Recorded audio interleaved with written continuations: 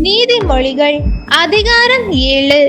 என் பிள்ளையே, என் வார்த்தைகளை மனதில் இருத்து, என் கட்டளைகளை செல்வமெனப் போற்று.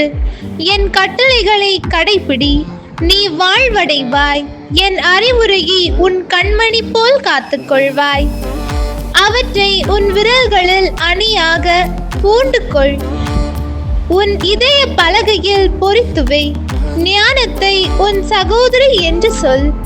உணர்வை உன் தோழியாக கொள்.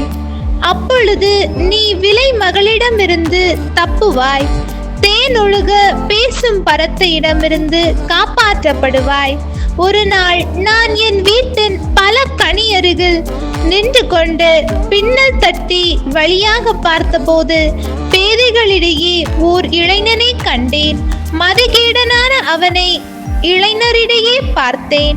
அவன் தெரு வழியாக நடந்து போய் அதன் கோடியில் அவள் வீட்டை நோக்கி சென்றான். அது மாலை நேரம், பொழுது மயங்கும் வேளை.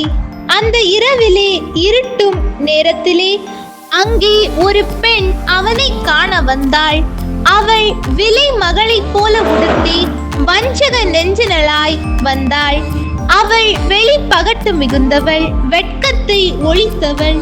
வீட்டில் அவளது கால் தங்காது. அவள் நடுத்தெருவில் நிற்பாள், முன் சந்தையில் நிற்பாள், மூலை முடுக்குகளிலும் பதுங்கி இருப்பாள். அவள் அவனை கட்டிப்பிடித்து முத்தமிட்டு நாணமில்லா துணிவுடன் அவனை பார்த்து, நான் வலிகளை படைக்க வேண்டியிருந்தது. இன்று நான் என் பொருத்தனைகளை நிறைவேற்றி விட்டேன்.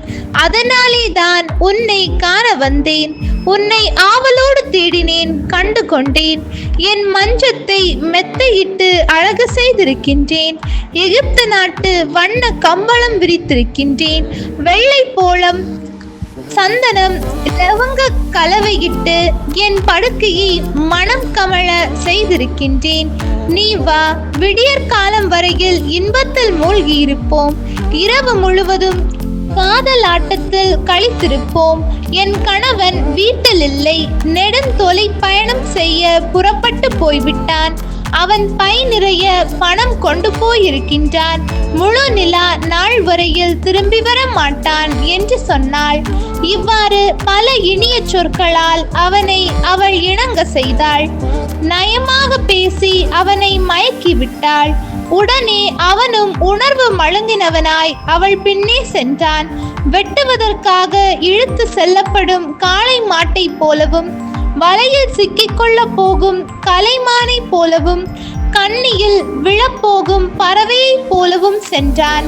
ஓர் அம்பு அவன் நெஞ்சில் ஊடுருவி பாயும் வரையில் தன் உயிர் அழிக்கப்படும் என்பதை அறியாமலேயே சென்றான். ஆகையால் பிள்ளைகளே, எனக்கு செவி கொடுங்கள், நான் சொல்வதை கவனியுங்கள். உங்கள் மனதை அவள் வழிகளில் செல்ல விடாதீர்கள். மயக்கம் கொண்டு அவள் பாதைகளில் நடவாதீர்கள். அவள் பலரை குத்தி வீழ்த்தி இருக்கின்றாள். வலிமை வாய்ந்தோரையும் அவள் கொன்று இருக்கின்றாள். அவள் வீடு பாதாளத்திற்கு செல்லும் வழி, சாவுக்கு இட்டு செல்லும் பாதை. ஆண்டவரின் அருள்வாக்கு. இறைவா, உமக்கு நன்றி. ஹோலி பைபிள் தமிழ் சேனலில் திங்கள் முதல் வெள்ளி வரை திருவிவிலியத்தின் ஒரு அதிகாரமானது பதிவேற்றம் செய்யப்படும்.